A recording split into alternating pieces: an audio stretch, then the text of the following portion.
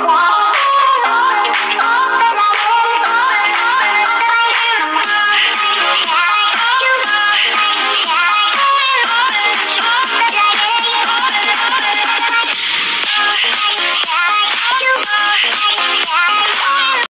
guys! Welcome back again sa aking YouTube channel. So, how are you everyone? Sabay ganun. So, long time guys na hindi na ako nakapag-vlog.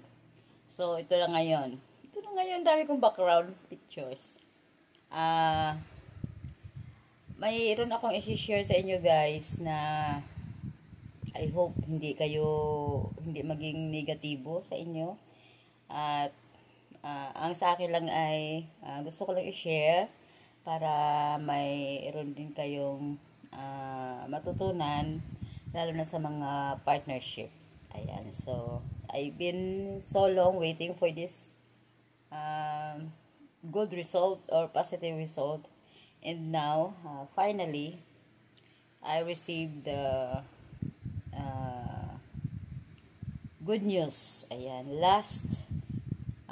nakaraan pa tong buwan guys but i-recall ko lang when we out to have a family dinner in Sipalay, and I received the text of my lawyer, and he told me via text, ayan, text guys, hindi chat, hindi email, text, na I already free. Ayan. So, sa mga bago guys sa aking YouTube channel, sa mga hindi pa nakasubaybay, mga bagong panunood, ito guys yung mga kailanganin para kayo ay mag-file ng annulment. So, but meron akong i-share na yung annulment, meron tayong dalawang klase ng annulment. So, meron tayong nullity of marriage, and ano pa yung isa? Mayroon tayong separation, and then so of course wala tayong divorce. So ito yung ating i-keep in mind na hindi na nag-file ka ng annulment ay gusto mo na magpakasal. Mayroon kasing isang klaseng annulment na mayroon lang kayong legal separation, and then mayroon pang mga ano yan guys, maraming mga i-check kung makapasa ka ba sa ganitong case or mag-grant yung gusto mong mangyari sa buhay mo. Ayan. So, kunting background lang guys, ang mga kailanganin natin sa ating pag-file. Sorry, meron tayong guys, kasi kumakain ako dito at meron akong kape. Meron tayong dapat i-consider. Ano bang dapat natin i-consider sa pag-file natin ng annulment? So, kailangan mabigat yung ating case. Hindi tayo guys, tayo ay as a Filipino, gustong-gusto natin na buo ang ating family. So, sa negatibo na side, baka sabihin nyo ay, ba't yun ang binablog mo, Christian ka? Sa mga bago pa dito sa aking YouTube channel, balikan nyo guys yung aking kwento, ang aking story, ano yung mga naranasan ko noon. So, isang bagay lang guys ang gusto kong ilagay sa inyong, i-keep ninyo sa inyong utok, na bago kayo mag-file or mag-decide ng annulment is meron kayong mabigat na kaso. Mabigat na reason. Why? Bakit ayaw mo na? Bakit mag-file ka? And mabigat na rason. Number 1, yun talaga guys, mabigat na rason. Kasi example, kung meron kang anak, oh my, iisipin mo, anak mo ang unang maapektuhan. Ibali na tayong mga ina, di ba? But in my case, wala naman akong, no one connect us. So, for me, it's easy. That's why my lawyer told me that I'm so lucky na I go through this case sa aking pagpunta sa every other month sa court. Kumbaga, at ease ako or at peace ako na kasi wala kaming anak. So, yun. Una-unang i-consider mo guys, mabigat ang rason bakit mo siya i-file ng annulment. Number 2, Pasensya na kayo sa aking background kasi nasa province ako. So, wala tayong proper, proper background. So, ayan, yung aking my loves. My loves. Hello? Pangalawa, guys, isipin nyo muna million times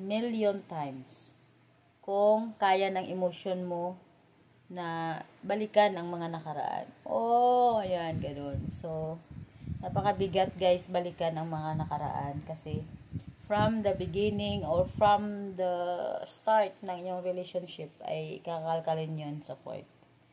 Susulat mo yun, tapos yun sila magbase sa kaso mo. So, pangalawang ilagay nyo sa inyong inyong utak, sa inyong brain, kaya mo ba nakalkalin ulit yung mga nakaraan? So, kung masakit yun, so, sobrang sakit, o ulitin yun. Tatanong sa'yo, bawat tanong sa court, yun. So, be ready, emotional. Ayan, so emotional. First, mabigat na rason bakit mo siya hiwalayan. Number 2, emotional stable ka ba, or yung emotion mo ba ay kaya yan balik-balikan ng mga nakaraan natin. So yun lang siguro. And then pangatlong bagay na dapat mo isipin at i-consider bago ka mag-file. Hindi tayo, guys, pwede lang na file na ako kasi ganito ganyan. Ito yung gusto ko talaga i-emphasize na kaya ba ng lahat na to ang pagdadaanan mo sa court. Kaya mo ba to panindigan? Kaya mo ba to dalhin sa konsensya mo? Dalhin sa utak mo kasi nananatili yan dyan siya loob eh. So, kaya mo ba yon? So, yung pangatlo, guys, na i-share ko sa inyo.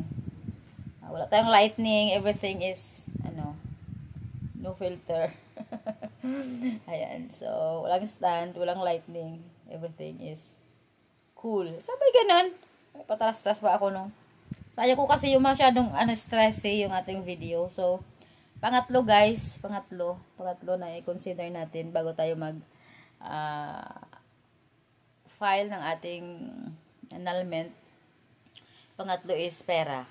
Ayan. So, kung kaya ba natin yung gastusin, kaya natin yung travel from here to there, or example kung sa Maynila ka, kasi nung time na pa-process ako, guys, nag-file ng case ko ay sa Maynila ako. So every other month nag-travel ako kay kasagsagan pa noon ng pandemya. So cost, 3 bagay lang, guys, ilagay mo muna sa utak mo.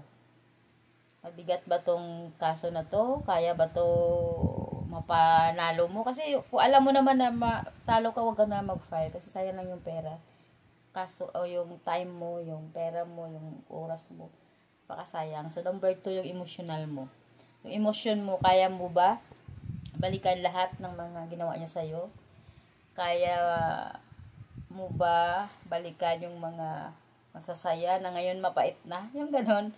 And then, pangatlo ay yung ating financial status. So, yun lang, guys, muna yung isi-share ko sa inyo. At sana